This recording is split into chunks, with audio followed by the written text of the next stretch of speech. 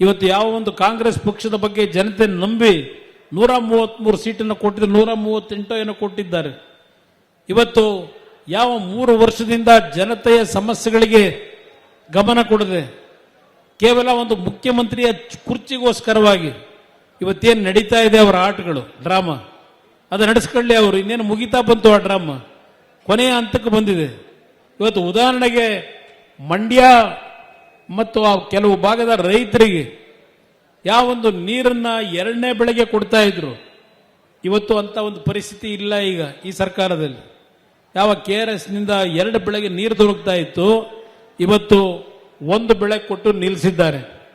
ಇವತ್ತು ರೈತರ ಬದುಕು, ನಾನು ನೆನ್ನೆ ದಿನ ಇವತ್ತು ಏನೋ ನೆನ್ನೆನೋ ಪೇಪರಲ್ಲಿ ಓದ್ತಾ ಇದ್ದು, ನಮ್ಮ ಚಾಮುಂಡೇಶ್ವರಿ ಕ್ಷೇತ್ರದ ದೂರ ಗ್ರಾಮದಲ್ಲಿ ಮೊನ್ನೆ ಬಿದ್ದಂತ ದೊಡ್ಡ ಮಟ್ಟದ ಮಳೆಯಿಂದ ಹಲವಾರು ರೀತಿಯ ಒಂದು ತೊಂದರೆಗಳಾಗಿರ್ತಕ್ಕಂಥದ್ದನ್ನು ಒಂದು ಪತ್ರಿಕೆಯಲ್ಲಿ ನಾನು ಬೆಳಗ್ಗೆ ಬರಬೇಕಾದ್ರೆ ಓದ್ತಾ ಇದ್ದೆ.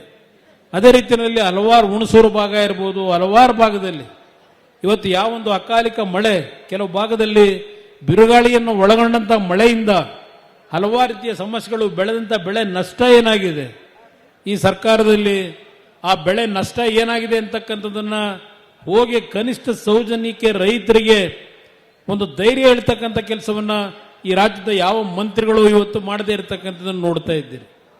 ಇವತ್ತು ಒಂದು ನಿಜವಾದಂತ ಸರ್ಕಾರ ತರಲಿಕ್ಕೆ ಇಲ್ಲಿ ಮುಂದಿನ ಒಂದು ಮೈತ್ರಿಯ ಒಂದು ಸರ್ಕಾರದಲ್ಲಿ ಒಂದು ಜನಪರವಾದಂಥ ಕಾರ್ಯಕ್ರಮಗಳು, ಜನತೆಯ ಭಾವನೆಗಳಿಗೆ ಇವತ್ತು ಯಾವ ರೀತಿಯ ಯೋಜನೆಗಳನ್ನು ತರಬೇಕು ಅಂತ ಒಂದು ಸರ್ಕಾರವನ್ನು ತರಲಿಕ್ಕೆ ಏನು ನಮ್ಮ ಶ್ರಮವನ್ನು ಹಾಕ್ತಾ ಇದ್ದೇವೆ. ಇವತ್ತು ನನ್ನ ಕೇಂದ್ರ ಸರ್ಕಾರದಲ್ಲಿ ಪ್ರಧಾನಮಂತ್ರಿಗಳ ನೇತೃತ್ವದಲ್ಲಿ ಮಂತ್ರಿ ಏನಿದ್ದೇನೆ, ವಿಶ್ವೇಶ್ವರಯ್ಯ ಸ್ಟೀಲ್ ಪ್ಲಾಂಟ್, ಮೈಸೂರಿನ ಮಹಾರಾಜರು ಪ್ರಾರಂಭ ಮಾಡಿದಂಥ ಭದ್ರಾವತಿಯ ವಿಶ್ವೇಶ್ವರಯ್ಯ ಸ್ಟೀಲ್ ಪ್ಲಾಂಟ್ ಅನ್ನ ಸದ್ಯದಲ್ಲೇ ಸುಮಾರು 5,000 ಕೋಟಿ ವೆಚ್ಚದಲ್ಲಿ ಪ್ರಾರಂಭ ಮಾಡ್ತಾ ಇದ್ದೇವೆ. ಈಗಾಗಲೇ ಅದಕ್ಕೆ ಚಾಲನೆ ಕೊಟ್ಟಿದ್ದೇನೆ. ಅದೇ ರೀತಿಯಲ್ಲಿ ಬೆಂಗಳೂರು ನಗರದಲ್ಲಿರ್ತಕ್ಕಂಥ HMT ಕಾರ್ಖಾನೆ ಒಂದು ಕಾಲದಲ್ಲಿ ಬಹಳ ದೊಡ್ಡ ಮಟ್ಟದಲ್ಲಿ ಸುಮಾರು 25,000 ಕುಟುಂಬಗಳಿಗೆ ಕೆಲಸ ಕೊಟ್ಟಂತ ಕಾರ್ಖಾನೆ ಅದು. ಇವತ್ತು ಅದನ್ನು ಸಂಪೂರ್ಣವಾಗಿ ನಾಶ ಮಾಡಿದರು. ಅದಕ್ಕೂ ಇವತ್ತೊಂದು ಹೊಸ ಜೀವ ಕೊಡ್ತಕ್ಕಂಥ ಕೆಲಸಕ್ಕೆ ಕೈ ಹಾಕಿದ್ದೇನೆ.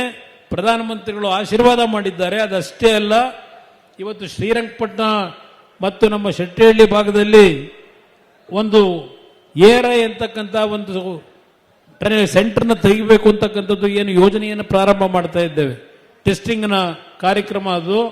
ಅದರ ಮುಖಾಂತರ ಹಲವಾರು ಕಾರ್ಖಾನೆಗಳು ಪೂನಾದಲ್ಲಿ ಯಾವ ರೀತಿ ಮಾಡಿದ್ದಾರೆ, ಆ ರೀತಿಯ ಕಾರ್ಖಾನೆಗಳು ಪ್ರಾರಂಭ ಆದರೆ ಕೇವಲ ಮಂಡ್ಯ ಜಿಲ್ಲೆಗಷ್ಟಕ್ಕೆ ಅಲ್ಲ, ಮೈಸೂರಿನ ಭಾಗದ ನಮ್ಮ ಯುವಕರಿಗೂ ಉದ್ಯೋಗವನ್ನು ಕೊಡಿಸ್ಲಿಕ್ಕೆ ಇವತ್ತು ಅವಕಾಶಗಳು ಸುಮಾರು 18-20 ಸಾವಿರ ಕುಟುಂಬಗಳ ಬದುಕನ್ನು ಸರಿಪಡಿಸಲಿಕ್ಕೆ ಈಗಾಗಲೇ ARIನ ಟೆಸ್ಟಿಂಗ್ ಸೆಂಟರ್ನ ಅಲ್ಲಿ ತರ್ತಕ್ಕಂಥದ್ದಕ್ಕೆ ಚಾಲನೆಯನ್ನು ಕೊಡ್ತಾ ಇದ್ದೇವೆ.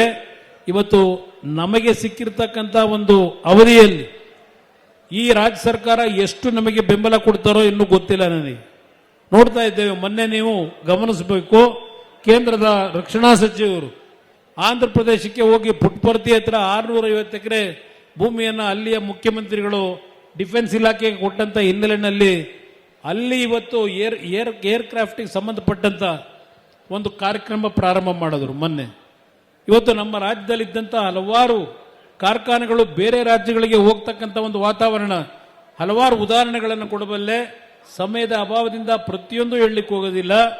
ಆದರೂ ಒಂದು, ಇವತ್ತು ಚಾಮುಂಡೇಶ್ವರಿ ಕ್ಷೇತ್ರದ ನನ್ನ ತಂದೆ ತಾಯಂದಿರು ಬೆಳಗ್ಗೆ 9 ಗಂಟೆಗೆ ಬಂದು ಈ ಕಾರ್ಯಕ್ರಮದಲ್ಲಿ ಭಾಗವಹಿಸಿ ಜನತಾದಳವನ್ನು ನಾವು ಕಟ್ಟುತ್ತೇವೆ, ಉಳಿಸ್ತೇವೆ, ನಾವಿದ್ದೇವೆ, ನೀನು ಹೆದರಬೇಡ ಅಂತಕ್ಕಂಥ ಸಂದೇಶವನ್ನ ನನಗೆ ಮತ್ತು ನನ್ನ ಎಲ್ಲ ಮುಖಂಡರುಗಳಿಗೆ ಈ ಒಂದು ಕಾರ್ಯಕ್ರಮದ ಮುಖಾಂತರ ನಿಮ್ಮ ಸಂದೇಶ ಏನಿದೆ, ನಿಮ್ಮಲ್ಲಿ ನನ್ನ ಕೊನೆಯ ಉಸಿರಿರೋವರೆಗೆ ಈ ಕ್ಷೇತ್ರವನ್ನು ನಾನು ಮರೆಯತಕ್ಕಂಥವನಲ್ಲ. 2006ರಿಂದ ಯಾವ ರೀತಿ ನಿರಂತರವಾಗಿ ನನಗೆ ಶಕ್ತಿ ಕೊಟ್ಟಿದ್ದೀರಿ, ಇವತ್ತು ನಮ್ಮ ಚಾಮುಂಡೇಶ್ವರಿ ಕ್ಷೇತ್ರದ ಮಹಾಜನತೆ ನಿಮ್ಮ ಮೇಲೆ ನಾನು ವಿಶ್ವಾಸ ಇಟ್ಟಿದ್ದೇನೆ, ನೀವು ಅಷ್ಟೇ ವಿಶ್ವಾಸ ಇಟ್ಟಿದ್ದೀರಿ.